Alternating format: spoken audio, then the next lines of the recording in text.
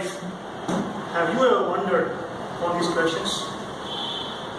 Well, I asked myself an even more serious question at this critical juncture in my life: medical or engineering? And I went and became an engineer. At the end of it, I had a full-time job. Now, I liked this, but I was still eager to try on many different things. I wanted to learn what I was good at. And I remember my father saying, "Son, just do 3 things in your life to be happy. Find out what you're good at, find a way to make money out of it, and live the rest of your life happily ever after." Simple, isn't it? Theory is always simple. Practical isn't. So I set on for a journey to find a place where I could experiment and learn different things without any repercussions on my full-time job, because that was my security. And hence, I stumbled upon Toastmasters. For the uninitiated, every Toastmaster club has an executive committee which runs the club for a given period of time, known as a term. You can try out different roles and get to know what you're really good at and what you really love before plunging into the real world and taking a job. It starts out with the bottom ranking officer, SAA, Sergeant at Arms. He or she is to make sure that the meeting room is well intact, ready for the meeting, which means keeping the board ready, making sure that lights and fans are running, making sure the chairs are all in place, and also provide you with tasty snacks. What is the real world application of this? You can be a logistics manager, you can become a supply chain manager or procurement manager. And what you learn as an individual? As an individual, you learn to be more organized, to know where what is when you need it. Next up is the treasurer. So even a funeral needs some money. For that, you need someone to look over the finances of the club, because at the end of the day, you will spend something. And as a treasurer, you should have the foresight to see 6 months in advance and see what are we spending money on, how are we spending it, how much are we spending it, and why are we spending it. Is it adding value to the system, to the organization? And do we have enough money left over for the next committee to come in? And if you like this job, you have a huge career in finances, if you can take the stress of money and numbers, that is. Now, if you don't want that, at the very least, you will learn how to manage your own personal finances better. And I am a testimony to that. I've been there, done that, learned it. Next up comes the secretary.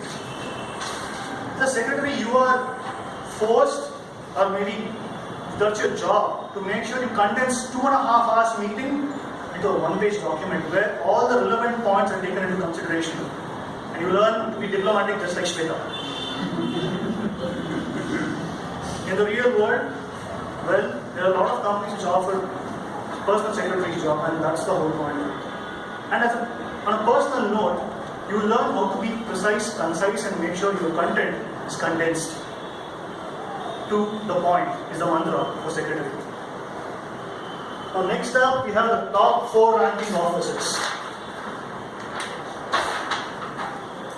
Coming to the first one, Vice President of Public Relations. Now, this role player is the intermediary between the club and the outside world, to make sure that the outside world knows about the club, and also to make sure that the club knows about the ongoings of the outside world. To maintain visibility is the most important thing. And many organizations have public relation managers, where the key job of the person is to make sure the image of the company is maintained and not tarnished in the public sky. At an individual level, you learn to maintain visibility. You may be the most talented person. For example, you may be the most talented batsman, but how do you get to the international level? You should maintain visibility to the selectors.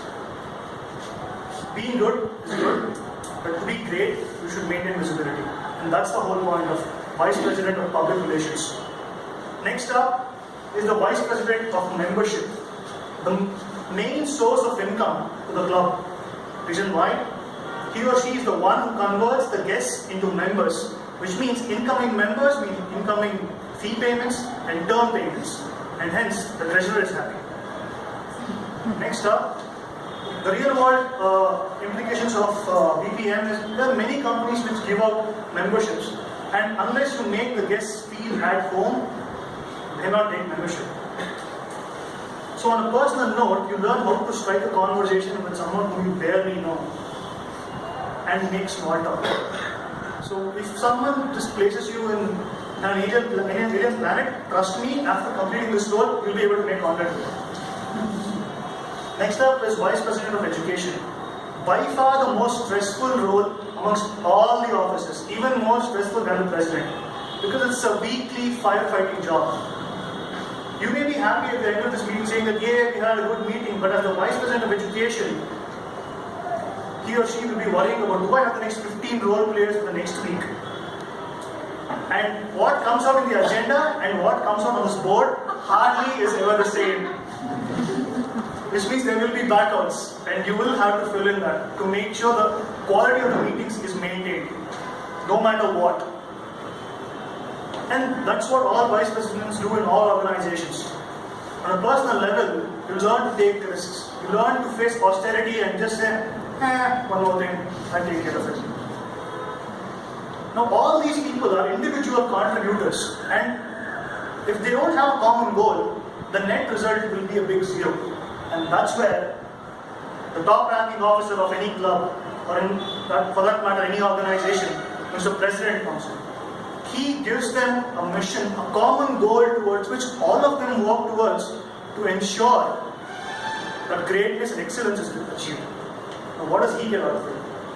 Well, you know all the companies have presidents. On a personal level, he or she will learn over the course of the term that you cannot always only care for people. You cannot always only be firm with your own decisions. You have to be fluid and manage everyone's motivation. Otherwise, your team will fall apart. Which means you can be great people managers.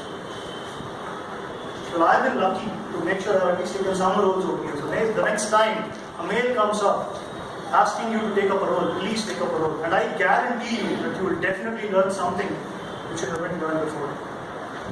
And once again, welcome to Toastmasters.